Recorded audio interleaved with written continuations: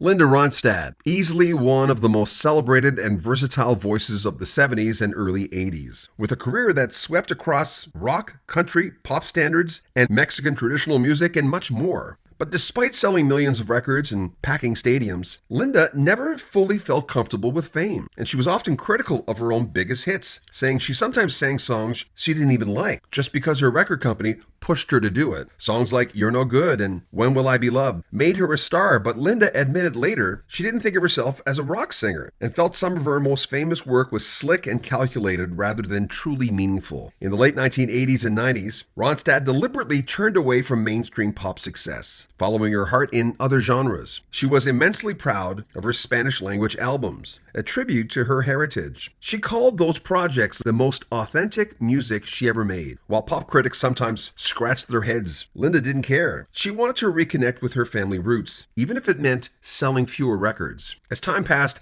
she slowed down deliberately, focusing more on family and private life. She was famously protective of her two adopted children, saying in interviews that she didn't want her daughter exposed to the internet, particularly the way women and children could be targeted online. Quite frankly, she just wanted them to be safe. Tragically, in the 2000s, Ronstadt began experiencing symptoms that affected her ability to sing. She was later diagnosed with progressive supranuclear palsy, a rare Parkinson's-like disease that affects motor control, balance, and movement. It forced her into early retirement. But not surprising, Linda Ronstadt accepted it with remarkable grace, saying she had sung everything she wanted to sing. Today, Linda Ronstadt lives a quiet life,